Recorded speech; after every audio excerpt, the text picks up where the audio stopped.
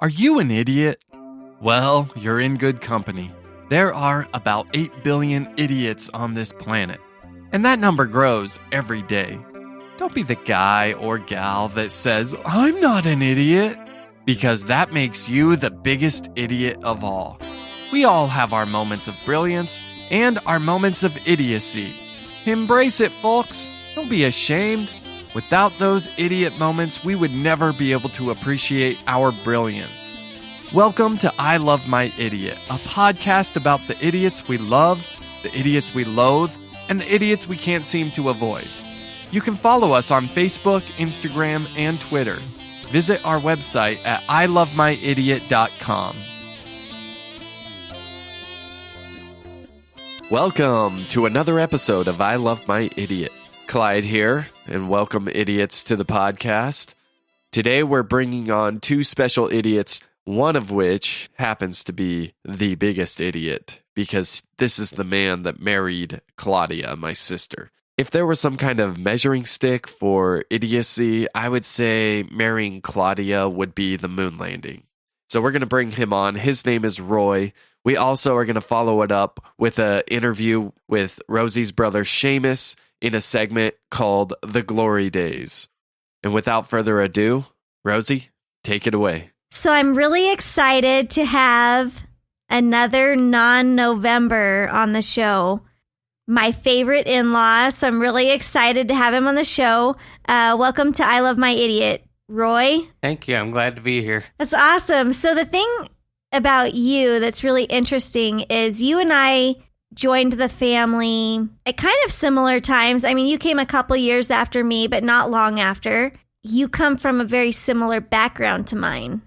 Yeah, we have a lot of similarities between the way that we were raised and the areas that we grew up. I was a little more farmland, you were a little more in the mountains and stuff, but a lot of similarities in the way that we were brought up and some of the things that our families did, especially like to make money, things like that. Anything that they could do to make a buck, they did. I did a lot of pine coning, mushroom picking, and berry picking. What kinds of things did your family go out and do to make money? So we'd pick up English walnuts, then we also picked black walnuts. Those aren't actually in orchards. Most of the black walnut trees are actually just wild, and they grow like on the side of the roads and stuff. So we'd go out and pick those up, and we got like $5 for a gunny sack. Oh my gosh. Which is actually a lot of walnuts. A gunny sack's pretty good size. So it would take a lot of work, and a lot of people probably don't know this. You think of English walnuts, and all the nuts grow with what's called a hull on them. But the English walnuts, by the time you pick them up, they're actually outside of the hull. But black walnuts aren't.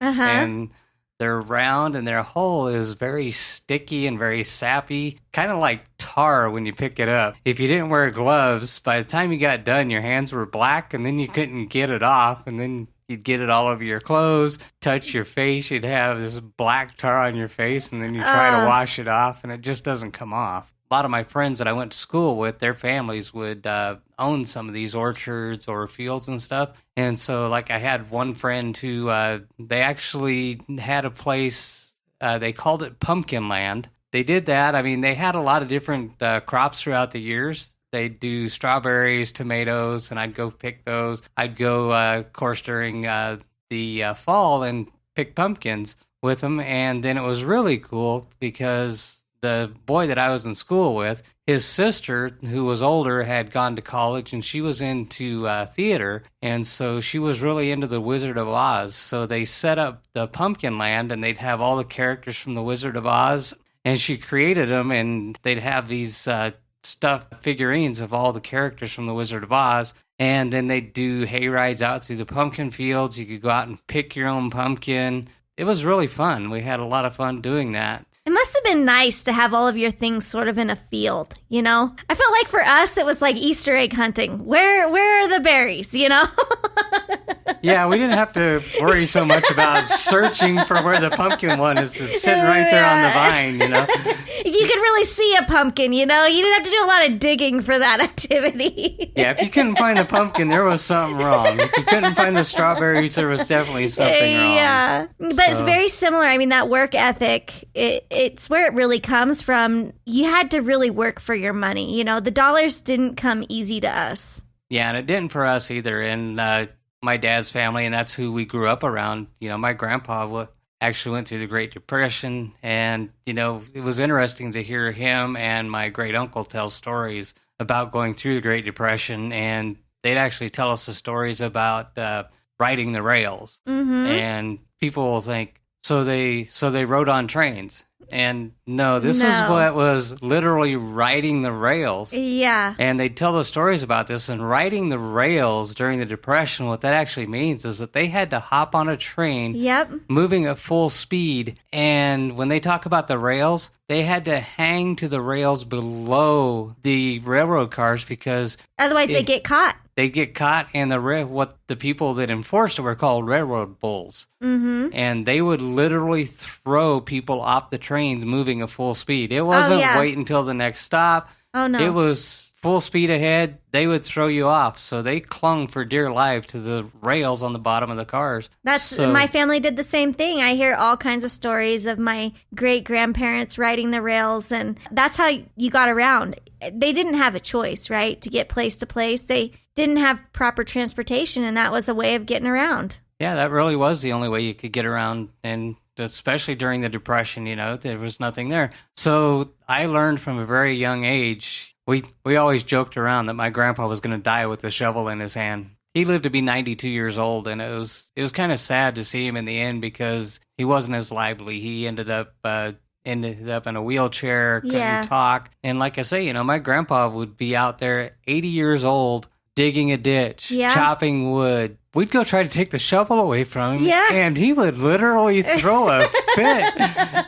Good luck with that. Like, get away from me. I can still do this. I'm not dead. Yeah. It's the same with my grandma. I mean, she lived to be 94 and she bootlegged whiskey during the Prohibition, you know, and I think about her and the fact that, you know, she passed away a few years ago, but she was already in her mid to late 70s by the time I was born, you know, and she was always so lively. I think part of the folks who went through the Great Depression and went through that, they sort of just had to have that mentality to survive. Yeah, they really did. And, you know, I really appreciate that because, like I say, I learned that work ethic. If you don't work, you don't eat. Yeah. If you don't work, you're not going to be able to have anything in life. So I really appreciated that. And, you know, I've brought that up through my entire life, you know, and I have those old-fashioned values where, yeah, you work for what you want. And so... And I have a great work ethic. I go to work. I do my job. Claudia could attest to this if she was sitting right here. The fact that, you know, my work ethic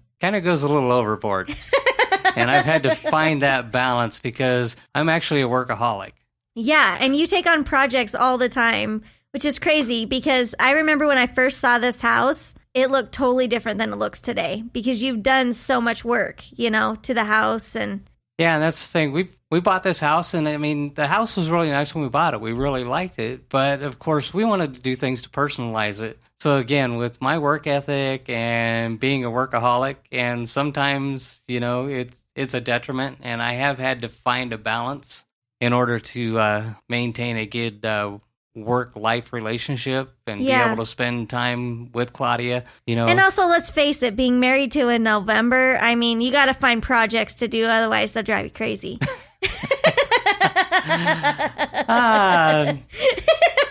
No comment. I know she'll hear this sometime, so... I mean, you want to sleep in the bed tonight. I get it. But I'm just saying, being married to Clyde, I look for some things to do around the house from time to time. I'm not going to lie. Even though, you know, we're talking about this great stuff about work ethic. Yeah, there's some interesting things that you and I have sat around and just chit-chatted about. You know, when you have a trailer and it's got add-ons that were built from wood found anywhere outside. I mean, NASCAR was always on, you know, in the house, and you grew up similar to that. Maybe just a little bit. Grandpa was an Okie. Yeah. So, yeah, it was definitely, you know, you build it out of bubblegum baling wire, you know, corrals and barns and stuff built with, you know, old pieces of plywood, Yeah. pallets. Sometimes maybe a broken down car was holding part of a fence up. Yeah, we used old springs off of something to, help hold the barn door closed. Oh, yeah. Mattresses. You don't know where the mattress went, but you definitely had all the springs. Yeah, definitely use, old inner tubes to tie gates closed or wrap it around a chain so that it doesn't rub things off and rust so bad. And it's so crazy. I haven't seen a pile of tires in a long time, but I don't know how that my family collected so many tires. Like, were they just going around looking for tires? I have no idea. I think they just kind of migrate. Yeah. Don't think anybody ever actually puts them there. They just kind of show up one day. It's kind of like the crop circles in Stonehenge, Yeah. A tire at every corner of the property. You might be a redneck, Hey, they're great protection for things, They can be good bumpers, and you put them in between rails and stuff when you gotta herd goats or sheep or pigs through them. And yeah, they were all-purpose tires for sure. It takes a long time for a tire to break down, so they could be used for a while. Yeah, I don't know. A tire in a field may never break down. They sort of get harder. That experience where it's almost like it's become a whole new component. I don't know what to explain, but it's like if a tire sits out long enough, it becomes almost like a rock. It's the craziest thing. Yeah, definitely. That's sun-dried rubber, it bakes hard. Exactly. If you can get a little piece of that off, you can use it as a weapon. I am a self-proclaimed redneck. Yes. I remember the first time I heard one of Jeff Foxworthy's comedies. It was on a cassette tape, and we were sitting in our camper listening to it. I don't know why we hung out in the camper when we could have been in the trailer, but that's where my dad drank beer, so that's where we were. And I remember listening to it, and a lot of it was like, what, is that not normal? Like, he's laughing, and the audience is laughing, and I was thinking, like, oh, do normal people not do that? Like, it was normal life, the things that he was talking about. Yeah, exactly. And I mean, there are different levels of redneck. Yeah, for sure. And, like you say, you mentioned Jeff Foxworthy. His definition of redneck is a glorious absence of sophistication, whether full or part-time. So I like to say that everybody's got a little redneck in them. Yeah. Claudia likes to disagree with that. She likes to tell me that I'm not a redneck or that I can't be a redneck. When we first got together and first got married, she kept saying that I couldn't be a redneck. And then, unfortunately, my grandmother passed away. We went home for her funeral. And like I say, I grew up in rural farmland. When we left, Claudia says, that explains a lot. Yeah. Like, by chance, did they make Claudia move a transmission while that you were there? Fortunately, no, she didn't have to do that. But she did get to meet all the interesting people. Yeah. Blue jeans, flannel shirts. Oh, yeah. Not just flannel shirts, but they didn't have sleeves anymore. Like, sleeves were not necessary, so you cut them out. Who needs a sleeve on your flannel? I mean, really. Yeah, I wouldn't say that we necessarily did that all the time. I did grow up. It got hot. It got cold. Yeah. We were a hot spot of the nation during the summertime sometimes, which is kind of weird being inland in Northern California, but during the wintertime it got cold, and we'd wear flannels year-round, even long sleeves. And you wear them till they're completely like toast. I mean, you wore them until they were barely called flannels anymore. The material's so thin, Hey, they're comfortable. By chance, did your family's trailers have long extension cords running to each other? For power. We didn't actually end up living in a lot of trailers. You didn't? No, but my grandparents, when I was young, and they moved when I was probably about 14 years old. But when I was younger, when I was first born, they lived in the old schoolhouse building in this little bitty town that we lived in. The property was then owned by another family, and the schoolhouse became my grandparents' home. Multi-purpose building. And Yeah. I mean, it was all wood. So you can just imagine, I mean, this thing was built in the probably early 1900s, maybe late 1800s, and Oh my all gosh. wood. So, I mean, things were sagging. The reason they ended up having to move finally was that the house had been condemned. Oh, And definitely. they were going to have to tear it down. So, yeah, just everything around there. I mean, again, we talk about, let's call it recycling to Rednecks invented recycling, people. I'm just saying. yeah, redneck recycling to build everything. I mean, now I'm fortunate, I have a nice Traeger smoker. Oh. But Could you imagine having that growing up? I mean, we never saw anything like that. Our smoker at my grandma's house, they used to actually make refrigerators out of metal. It was an old gutted out refrigerator with a hole in the bottom to put the smoke pan in and a hole out the top to let the smoke out the top. And the old refrigerator racks were where you put the meat on to smoke. Recycling. I'm just saying, recycle. They recycled everything. What do you think is the most redneck thing that you ever had growing up? Oh, that's hard to say. I mean, because, again, we had a lot of the recycling stuff, Yeah. and you talk about, I know I heard you on a previous podcast talking about building forts and stuff. Oh, yeah. So, again, being in farmland and being in fruit country, people may not know this, but when they go out and pick prunes, which are actually plums, they're just dried. It's like a raisin, a grape that's been dried out. So they take these big old wooden crates out that are probably about 4 foot square and then about 4 feet tall. And we came across a couple of those. And my friends and I, we actually took them and turned them upside down, cut doors into them, and then made compartments. We put the two of them together and kind of offset them and, made like this sliding hidden door that went in between the two. It was really cool. We'd go in there and we had our different things in there, that we'd scavenged, for our fort and whatever it was going to be, and of course we had our BB guns and things like that in there so that we could go out and hunt birds and squirrels. And that was fun. Yeah, it was a lot of fun. So when in your life did you realize, because I talked about this on a previous podcast, but I didn't know that we were weird until I knew. Like, when did you discover that your way of life wasn't exactly mainstream? Who says it's not mainstream? You never reached a moment that was like, maybe my family is a little weird. Like, maybe, wiener dogs shouldn't weigh 15 pounds. I don't know. Is there a moment that was like, like, did somebody point it out? I know Clyde definitely pointed it out to me when I met him. I think I'm kind of different in that respect. I think that in a lot of things that I did growing up, that was normal. Yeah. Now, there are some things now in, like my family's life that I think are a little weird and crazy. Yeah, like what? Like I say, we grew up with animals. We had dogs and horses and cats and sheep and cows, chickens. I raised pigeons and chickens and showed them in the county fair, things like that. We showed sheep at the county fair. But it's really funny now.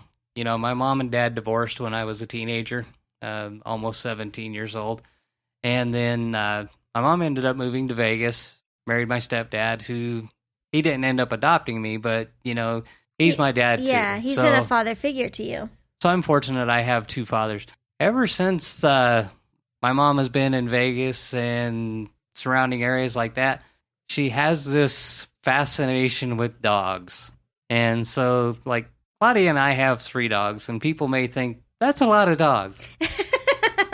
But, there are kids. I am fortunate I have children from previous marriages. I love my children, and that's a great thing, and I wouldn't trade them for anything in the world, but I kind of wish I had found Claudia first. Yeah. But, we haven't been, fortunate enough to be able to have our own children, so we do have 3 children. We have our 3 dogs, and that's great. However, my mom, like I say, she's got this fascination with dogs, and it seems like she just can't have enough. Okay. How many dogs does your mom have? I believe she currently has 8 dogs. Whoa. She's had as many as 10. at a How do you time. even feed that many dogs? That's a lot of dogs. I don't know. It's crazy. And like we go there to visit and you can't even think half the time because the dogs, every little movement, every sound, they just start going nuts. Like I say, we have our 3 little dogs. Even just the 3 of them is enough if they're all barking at the same time. But 8 to 10 little dogs. Oh my gosh. And their dogs are all yippers. Oh, wow. So, and a lot of them have the high-pitched bark. And so it's just really funny that, you know, she has all these dogs. And Oh my gosh. I can't even imagine how much dog food she must go through. yeah, I wouldn't want to pay that dog food bill. Ours is enough with just 3 little ones. Right? So I hear there's a story about these dogs and a goat. So I haven't got to hear the story. I've been waiting to be on the podcast to hear it. So what happened? Okay, so again, like I say, my mom and dad, they lived in Vegas for several years. I lived there for several years. And they, a couple years ago, moved out into a rural area outside of Vegas.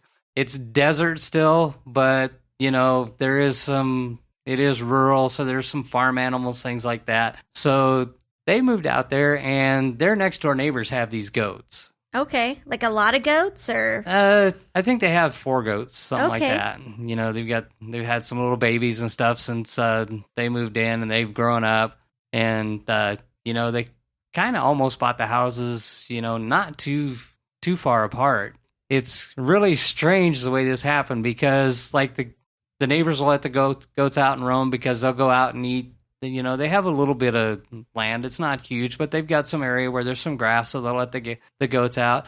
And then, like, the goats would come over into my mom and dad's yard, and that's fine. The dogs go out there, they play, they get along fine outside.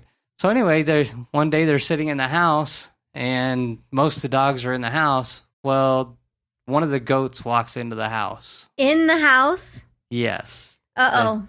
So That's trouble. And it was trouble. Like I say, outside, they're fine. That goat came in the house.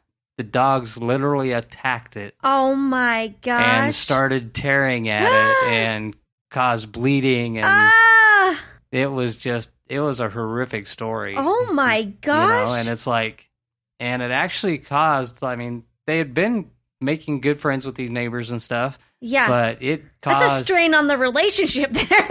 It caused a very bad strain on the relationship. Oh my and I mean, gosh. They called out animal control. My mom had to give up a few of the dogs. Yeah, I can imagine. day. I mean, maybe not 10. Now she only has 8. Oh my gosh. Yeah. I think they took her down to like 5. I think they took like 3 of the dogs that day. And so for a long time, there was this huge rift between them. But fortunately, my parents are getting older. Could you imagine how that story goes? Well, my goat got in their house, and them dogs they beat up my goat, and now I hate my neighbors. Yeah, and that's the way it was for a while. So, yeah, that relationship has since been repaired. Oh, and thank goodness. so has the number of dogs. Yeah. So it seems like the dogs went my away. gosh. The dogs came back. Yeah. Oh my gosh. So Well, knowing your mom, she can't say no to a box of puppies, you know? I mean, one's got to come home with her. yeah, she can't, and she will literally look online. Here's another story about their dogs, and I don't know why in the world I did this, but they had gotten this idea in their head that they wanted a pug. Okay. So they had gotten one pug, and they decided they wanted another one, so they were looking for another pug. Stupid me. I look online here because they're trying Oh, to great. find... You're feeding the addiction. Way to go. I'm an enabler. What can I say? I go online and go onto the local news channel here. They have classifieds, and I find this adorable pug puppy. And so I send her the information. And this pug puppy just looks desperately like it needs 10 brothers and sisters, you know? Of course. What dog doesn't, right? I didn't know seriously if they, end up calling and coming. My mom calls on it, and the next thing I know, my dad's in Utah making a whirlwind trip. Now, this is a 7-hour drive from their house to where he went and picked up the puppy. He drove up here, picked up the puppy, nonstop, turned around, drove back home. Are you serious? All for a puppy. Oh my gosh. And then worse than the dogs, their other pet is a hairless cat. You talk about one of the... Oh my gosh. I don't think I've ever seen a hairless cat. That's hysterical. Just one cat? Yes. 10 dogs and one cat. But this cat is mean. Well, I mean, you have to be to survive with the goats and the dogs. I mean, my goodness. Well, it's like the almighty cat is superhero practically, for heaven's sakes. Well, you gotta be upset. You're a cat. You got no hair. You gotta be pissed off. I mean, God takes your hair. Like, you're just a bald cat. They probably have mad face all the time. They do, and they are ugly. I don't know if you've ever seen Baby Rat or a Baby Mouse. Oh my gosh. Growing up where you did, you probably did. Yeah. Yeah. We used to have them in our, we'd have them in our grain storage. We'd go out there and have baby mice and stuff. Hundreds of them. Right there in the grain storage. And we also raised rabbits. They're born pretty naked too. It's just like a rodent thing, I think. Yeah. Yeah. They're just ugly. And this cat is, sorry, Mom. Gosh. That cat is ugly. He will sneak up behind you and pounce on your head with his claws and start biting at your head. And you go to get him off, and all four paws, claws out, teeth out. Oh my gosh. I cannot even imagine. So do they live in a fairly large home to have all these pets, or is it pretty close quarters for everybody? It's pretty close quarters because even though it's on a piece of private land, it's actually, okay, let's be real. It's a mobile home. They want to call them modular homes now. Yeah. That's just a fancy word for trailer. but they change it over. It's considered real property now because it's been set onto a concrete foundation instead of being up on blocks with the axle still sitting under it. Yeah, and it's got siding around the bottom. Isn't that like one of the requirements is you can no longer see the wheels? Yeah, it actually, the axles are actually gone from underneath it. The tongue's cut off. So the rails that are underneath actually sit into the foundation. So you don't even realize that should be a trailer. It's no longer a trailer. It's now a house. So yeah, it's not huge. The garage that they have is probably as big as the trailer. Oh my gosh. Did they build the garage themselves? No, it was on the property when they bought it. But yeah, these dogs, they have the dog door. They run in and out. And this is what's crazy is, like I say, they did finally put in a second gate so that they can close off their yard. But when they first moved in, they actually had part of their yard that was just wide open. The dogs could go out to the street, and sometimes they actually would. Are they well behaved? Like, did they listen or? How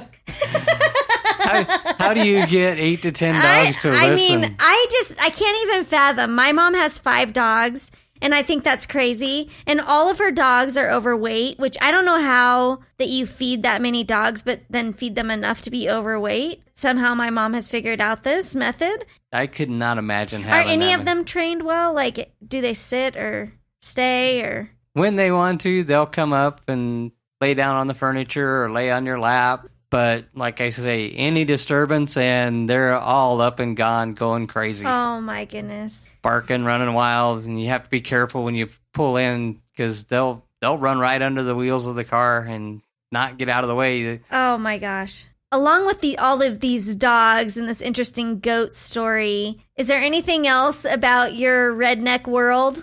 Yeah, so like I say, Claudia has always told me that, I can't be a redneck or I'm not allowed to be a redneck or no, you're not a redneck. Oh, that's my favorite. You're not allowed. I don't even know I'm doing it. Like, you're going to have to help me not be it.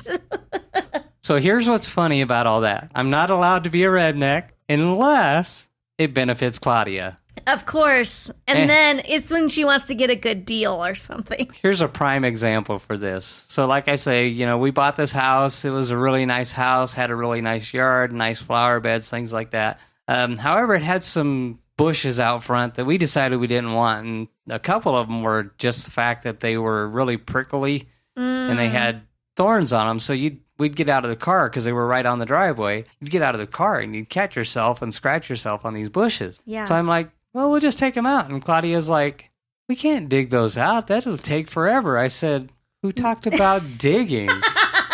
She goes, we're going to strap these to the truck and we're going to drive them out of here. exactly. She goes, what are you talking about? I said, I have a 4-wheel drive and I have a tow strap. Yeah. And she still was skeptical. Oh my gosh. So I backed up. So did you hook them up one at a time or did you hook them all to each other? Well, they were kind of spread out, so we did do them one at a time. But they had some really deep roots. They were well established. They were pretty good size. You're going to need several bags of dirt to fill in the holes. So you've seen the one bush that's in front of our one window. Yeah, that it's was gigantic. one that we actually pulled out, but some piece got left there, and that's what it's grown back into. So they were all actually larger than that. Oh my gosh. So I back up the truck, wrap the tow strap around the bottom of the bush, wrap it around the hitch on the truck, put it in 4-wheel drive, and out they go. Yeah. Made her a believer. But again, like I say, your redneck skills are needed. That's all you gotta say. But it's on an as-needed basis. Yes, and like exactly. I say, when it benefits her, then I guess it's okay to be a redneck. And also only at night when nobody else can see what we're doing. But I still sneak in all my little redneck ways. I still wear blue jeans. I wear blue jeans. I do work in a professional office. I do wear a polo shirt to work. We're business casual, more towards casual. So I wear my blue jeans. And your polo. That's normal. And a polo.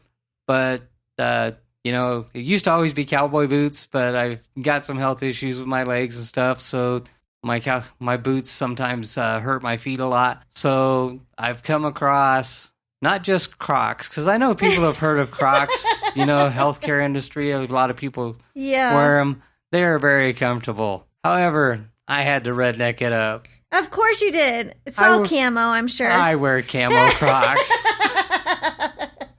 You're not a redneck if you don't got camo. I'm just saying. Exactly. Camo Crocs, camo coffee mugs. Camo comes in pink, too.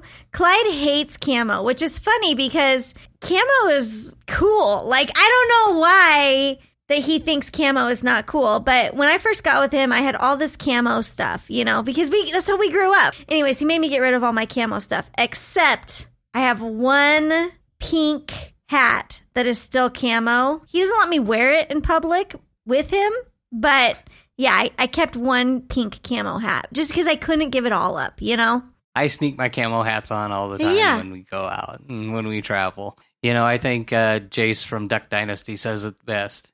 You add camo to anything, it instantly becomes cool. Exactly. Camo is cool. Let's try to convert the Novembers. I mean, they really need to get on board with the camo thing.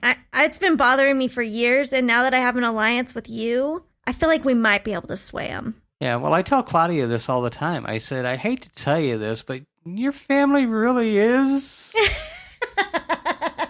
a little redneck. Yeah, exactly. You don't pinch a penny as hard as Papa November does without having a little redneck in you. I'm just saying. If you count the number of burgers before you cook them, you might be a little bit redneck because you're so cheap you can't even cook an extra burger. I'm just saying. Exactly. Also, have you heard this story about the onions with Papa November? That is definitely redneck. I hate to tell the Novembers that, but... Yeah. I mean, we snuck into the onion farm and took them straight out of the garden area.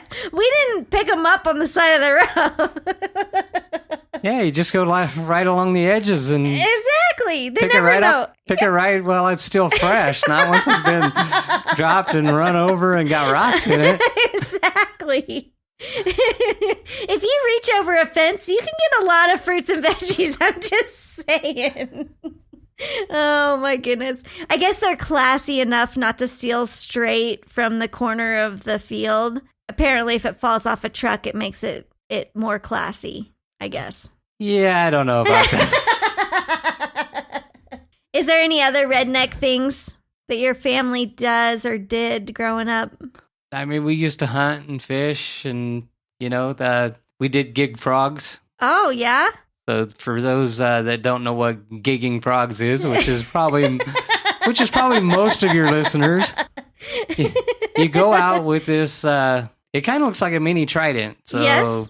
It's a 3-pronged spear, and you go out, and that's how you gig your frogs, and you take them home. And basically, the only thing you really want to eat off frog is the legs. Yeah, the rest of it you don't.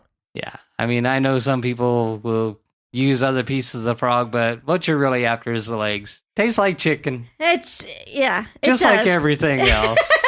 Yeah. Did you guys also do go get crawdads? We did, and we actually, like I say, living in farmland, we could actually get crawdads right out of the irrigation canals.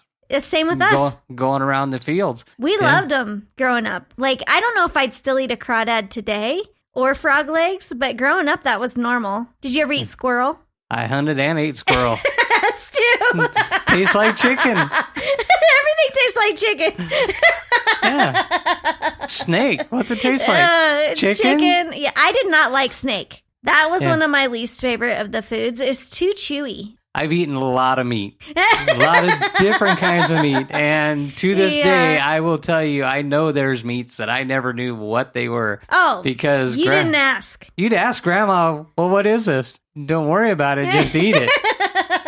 But, I have eaten squirrel, rabbit, quail, pheasant, duck, bear. Check. Yep. I do not like bear meat. Yeah. At all. Yeah, bear meat does not taste good, and it's very greasy. Yeah. You can just imagine, bears are fat. That's how they hibernate for the winter. They store up that fat, and that's how they survive through the winter. So I know a lot of people really like duck and goose too. When they're caught in the wild, they don't taste as good. The only way to eat it, I think, is as jerky. Yeah, I do like duck and goose. A lot of it depends on how you prepare it. Yeah. Some things you just can't prepare, like bear. No, there's no way to eat a bear. We hunted duck, we hunted goose. Mm-hmm. We'd bring them home, clean them, eat them. So yeah, and then go fishing, bring home the fish, clean them, eat them. Nothing better than a good smoked salmon or... Oh, yeah. Where I grew up, we were famous for shad on the river. It's another type of fish. So we'd smoke shad. We had trout, steelhead, which is a type of salmon, but it's also endangered. I recently found out it was a normal eatery when we were growing up, but now that I know what I know, it's actually an endangered species, and we probably shouldn't have been eating it. What's it been like for you marrying into the November family? It has actually been really great. I mean, I've been welcomed into the family. They talked about on the podcast, their family is very religious. Her parents are very, very active and stuff. And I came in, and I'm not of the same faith. I do have my own faith. Mm-hmm. But I mean, they welcomed me into the family, and they love me as if as I've always been there, and when we get the chances to get together, we have a good time. Did have to learn how to play board games. Yeah. I mean, growing up, we played games once in a while, but not all the time. Most of the time, I mean, our playing, we were either outside or then it was bedtime. Because growing up, I was, I'm old enough, I'm from the age that, if it was daylight and, you weren't in school, then you were outside playing. And, you'd be outside riding our bikes and stuff. So did have to learn how to play board games. And a lot of board game playing with the Novembers for sure. Cards, they play a lot of cards. Yeah, they love to play games, but, they have a very close-knit family. The kids are mostly still, even though everybody's grown up now and married, they still have a good relationship. And especially Clyde and Claudia. I mean, those two... Two peas in a pod. They talk and talk and talk. Sometimes I think they just like to hear themselves talk. They talk so much. I start to tone it out after a while, and every now and then they'll say my name, and I'm like, oh, wait, were we talking about me? Am I to enter back into this conversation? No, it's really cool. Like, I didn't realize that families could be as close as the Novembers are. In my family growing up, like, it wasn't like that. And so to see how close they are, it's really impressive. And it makes me aspire to have that sort of relationship with my kids too. There's nobody on the planet that I love more than the Novembers. I just love all of them so much. Yeah, they are a great family, and I love them all, especially Claudia. Oh, yeah. Well, she's my world. She's my wife. It's been a wonderful experience. We just celebrated our 10-year wedding anniversary, so we've been together almost 11 years now. Yep. We were engaged for about 9 months, and it took me about that long for me to even convince her to go out with me. Yeah. Well, I had to do some convincing on Clyde, too. For one, he wouldn't know I was interested in him if I threw a rock at his head. Like, I had to really grab him by the shoulders and shake him and say, I like you, because he's so just in his own world. But I know. It's cool.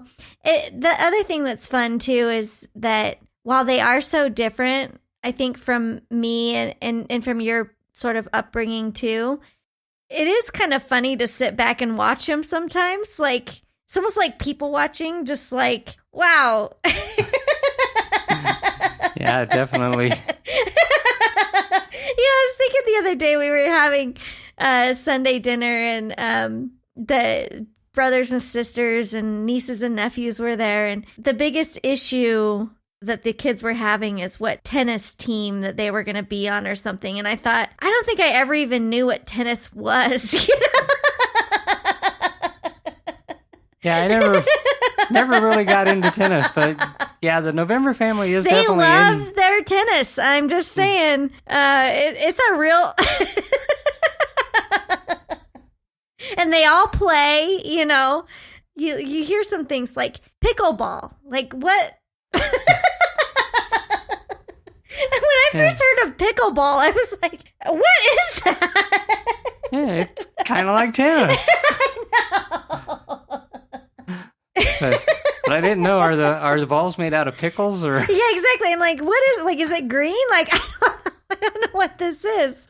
So, Roy, there is something I have noticed about you when you visit the November family. Don't think this hasn't gone unseen, because I've noticed something about you, and you may not know this happens, but just about every time you come to visit, you mysteriously get a quote-unquote headache and have to escape from us for not just 1 hour, but sometimes many hours. You disappear, Roy. So can you clue me in as to what these headaches are about? Well, the headaches are real. Allegedly. Clyde and I have suspicions that that's your way of saying, I need a November break. Yeah, I don't know. I mean, it does actually develop into a real migraine. So yeah. I am very much an introvert, not an extrovert. Mm-hmm. And I get stressed out in crowds. Yeah. So maybe that's part of it. So yeah, there's times where I just need space. Mm-hmm. And, that's probably part of it. Yeah, and all the talking. And it's not that I love them any less. Yeah. But, it even comes, even with my own family, I have to fake a headache to get out of it. I get it. No, at my mom's house, I just walk out. Well, I'm not going to lie. I myself get migraines from time to time. And I live next door to them, so think about how I feel. It's like they see me coming, you guys should count yourself blessed that you're 7 hours away. Because imagine working in your yard and having Papa November come up and be like, what you doing? It's like, can you not see I'm weeding? Like, does this not clear what I'm doing? You must ask. Well, it's funny that you should mention yard work and Papa November. Yeah. Because like I say, when we bought this house, it had beautiful flower beds.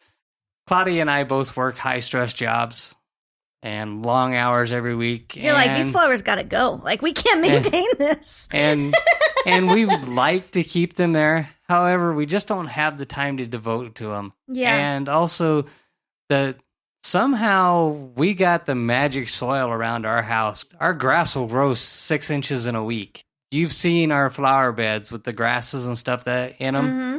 It's just part of the style of the house, I think. A week and a half ago, those 3 foot tall weeds you see out there now were probably about 4 inches tall. It's crazy. And it's just gone crazy. So anyway, the in-laws came to town. Of course they did. As they do. They often don't call first. They just show up. Claudia's parents are here. Papa November comes out, and I'm outside. And I think I'd actually gone somewhere and come back, and he had come outside. He's looking at all these weeds. I mean, they are just mortified. You can see the judgment just in the eyes. Yes. And we Trust won't me, talk I've been about there, Roy. I've been there. we won't talk about the other areas to get the judgment. Yeah. The flower beds are bad enough. So anyway, Papa November's like, give me a shovel. I'm like, what for? He says, I'm going to start digging these weeds out. And I said, no, you don't need to do that. Yeah, no, not necessary. And he literally turned to me and said, if you don't go get me one, I'll go get it myself. So I went and got 2 shovels, and we spent probably 4 hours out there. Oh, yeah. At least digging weeds out of the flower beds. It's awkward. I mean, it's awkward. You can't just leave him by himself with the shoveling. You know what I mean? Like, at that point, you have to get involved, even though that wasn't an activity you had planned for your Saturday. That's now what you're doing for your Saturday. It happens to us all the time. Like, I get off of work, and I come home, and I'm like, oh, that's weird. Papa November's truck is here. He went into our brand new backyard and trimmed every bush, every tree. But here's what he does for us. I don't know if he does that here. He will do all of this, but he'll leave all that shit on the ground. And then I have to go out there and pick up branches and sticks and piles of weeds for hours. So he loves the cutting and the digging, but then he doesn't really like cleaning up the mess. Yeah, well, I got fortunate because, we do live farther away. Yeah. And I'll admit this. It's strategic. Oh, boy, Roy. Yeah. Good man. Sometimes you can just have too much of a good thing. Yeah. Sorry, families. We love you dearly, but... We do love you. Yeah, but we're always ready for you to leave, But who knows? Maybe one of these days we'll be back around family. You never know. And I have to admit, I don't think I could live that close to my family. They got something going where I can actually stand to be around them more than just a couple of days. So my mom and I have decided that 3 days is about the maximum amount of time that we can spend in the same house. And it's pretty accurate and true. Anything past 3 days and we're about to kill each other. So I've never felt that way about a November. Anyways, I'm super grateful to be a part of the November family. They're really incredible and love them dearly. And I'm so glad that you're a part of our family, Roy, because every time I'm with you, it feels a little bit like home because you have similar stories. And I feel like a lot of times you can relate to a lot of my stories almost better than some of the Novembers can.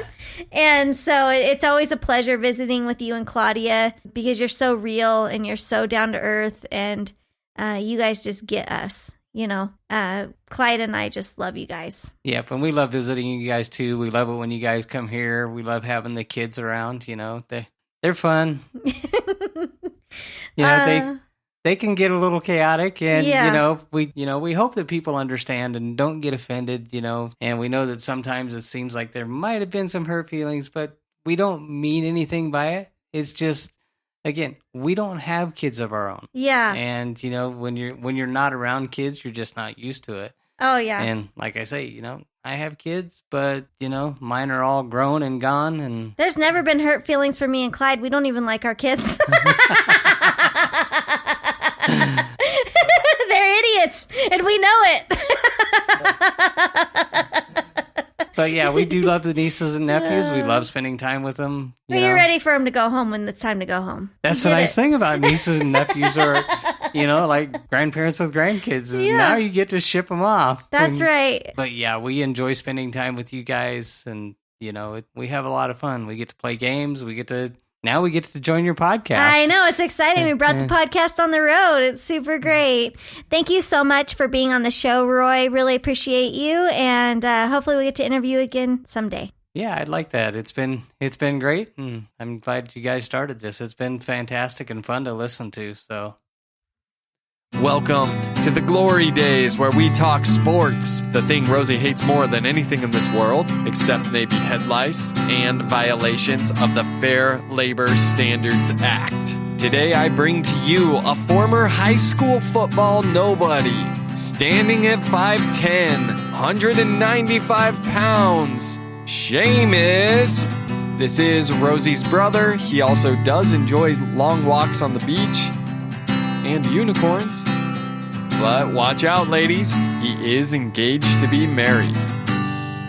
It's just a phase, those glory days. I like to believe that if my coach believed in me, I'd be famous. Let's dive right in, Seamus. So I understand you were quite the high school football star. No. I still envy you because I was that scrawny kid that didn't make the weight to even be accepted. I was like 120 pounds my senior year of high school. You tell your stories of riding the bench and I'm like, oh man, I would have killed for that. What position did you play? Defensive left tackle. And do you think your coaches picked the right position for you? Absolutely not. They chose me for that position because I was one of the biggest guys on the team. Which may show how small of a town you come from, because defensive tackles are usually pretty bulky. And how much did you weigh at that time? Senior year, I probably bulked up to 215. 215 muscle?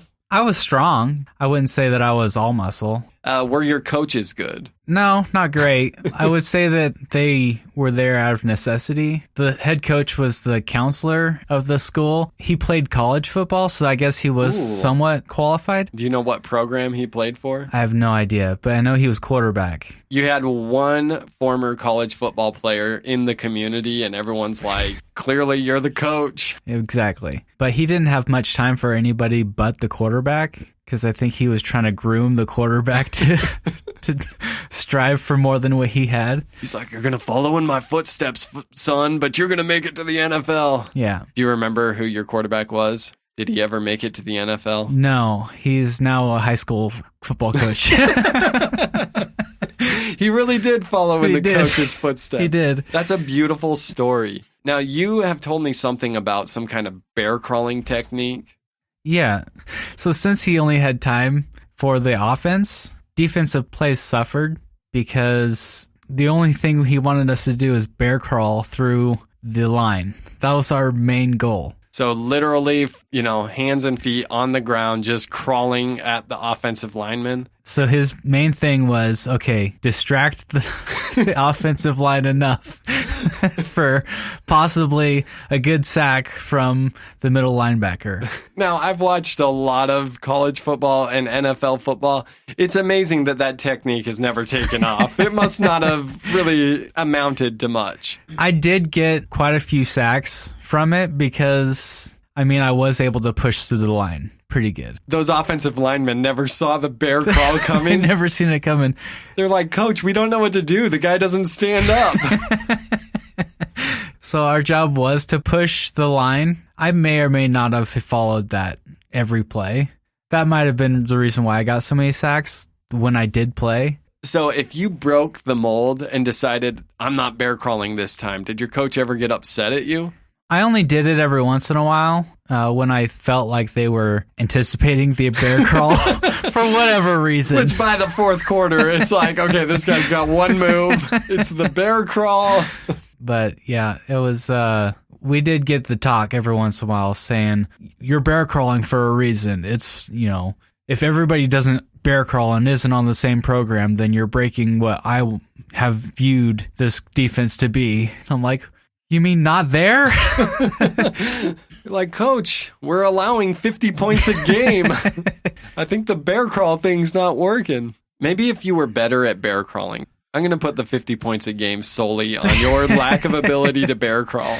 I wasn't bad at bear crawling because the guy that was the quote-unquote first string for that position, every time that I would give him a break, the guy would be like, wow, you hit a lot harder than the other guy. I don't know. Other offensive lineman going against you? He's like, I don't know why they don't keep you in, but I'm glad they don't. Well, and that's the thing that's complicated about high school sports is there's a lot of politics that goes into it. There's a lot of, oh, this kid's been in the program for 4 years, so we're going to let this kid play.